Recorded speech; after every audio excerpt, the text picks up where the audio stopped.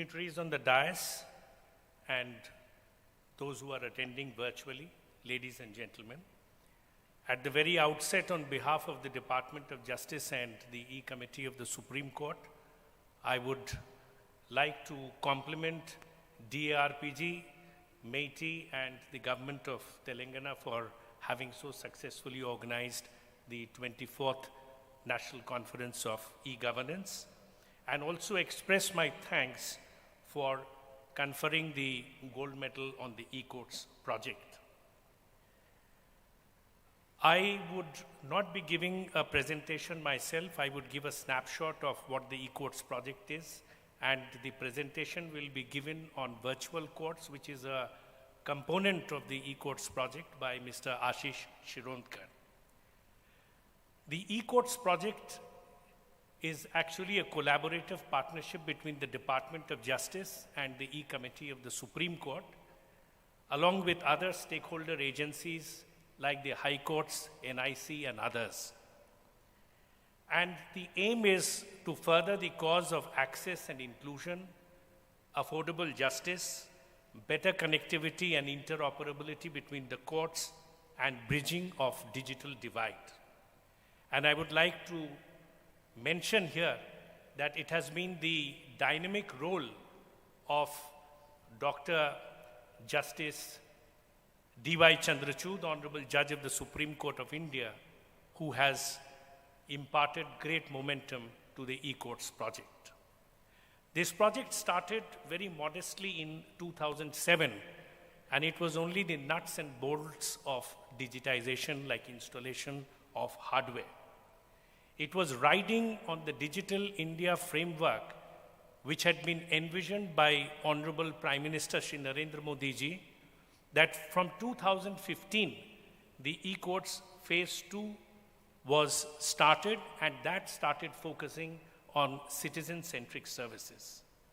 And it is the sagacious counsel of Justice N.V. Ramana, the Honorable Chief Justice of India, and the constant monitoring by Sri Kiren Rijiju, Honorable Minister of Law and Justice, that has energized the implementation of this project. To recount some of the noteworthy achievements, 18,735 courts have all been computerized under the E-Courts project.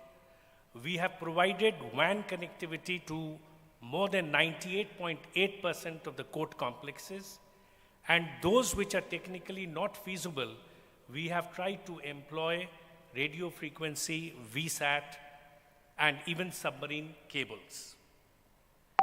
As we all know, the COVID pandemic descended on us unannounced, and it did create a problem for the courts because they operate in the congregational mode.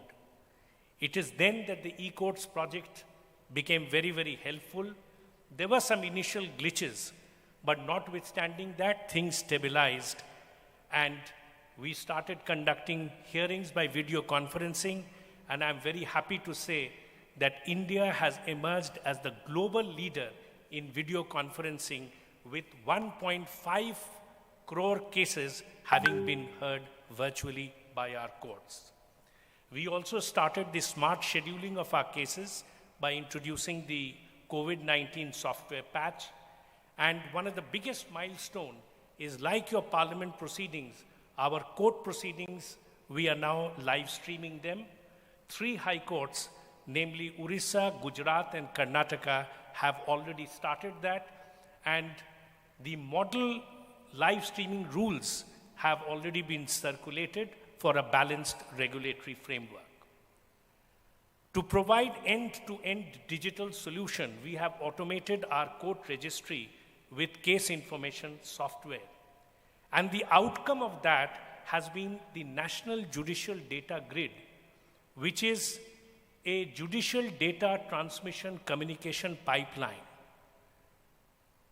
It is something which is very, very satisfying, that the National Judicial Data Grid is the world's largest real-time database of case status. We have 20 crore court case status available on our National Judicial Grid and 16 crore orders and judgments.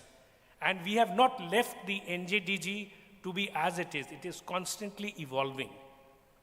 We have added reasons for delay features so that we can find out why there are delays and pendencies.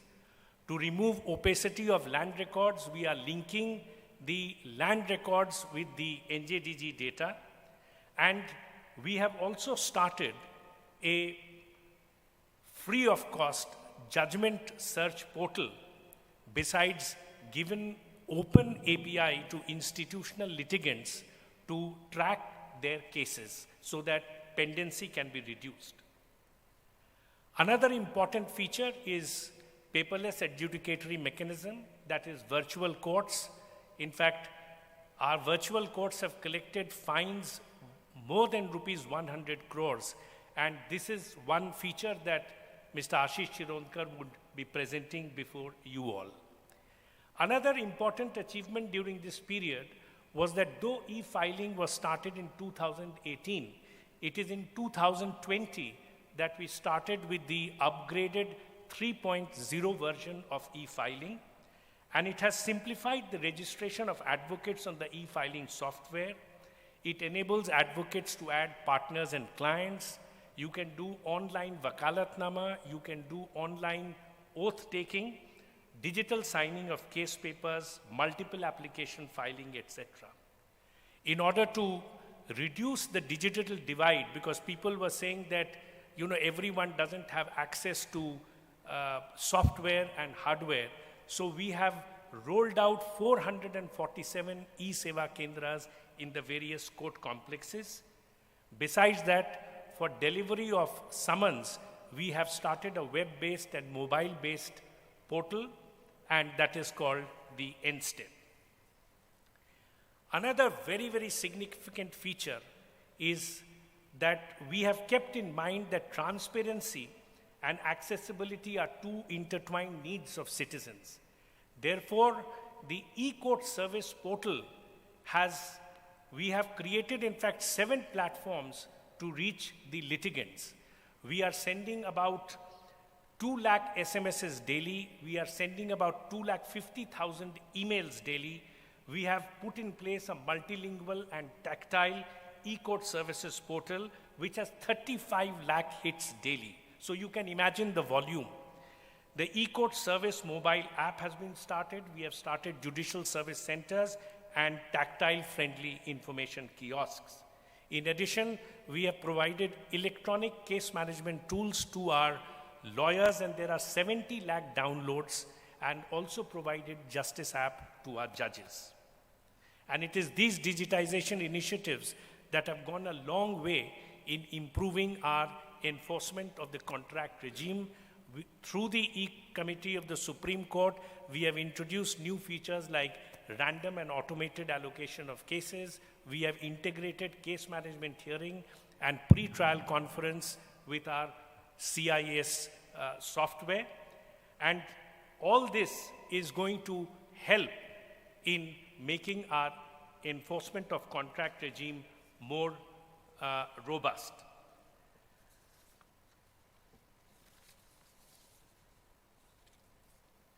Well, insofar as these are some of the major achievements, but as I said, the march of technology and emerging needs are constant factors, so we have kept that in mind. We have now gone in for preparing the DPR for the e-courts phase 3, and our emphasis is going to be more on digitization of records and e-filing. And I can confidently assert that this would bring us closer to the preambular aspirations of providing affordable access to justice for all and help us realize the dreams of an Atmanirbhar Bharat. Thank you. Jai Hind.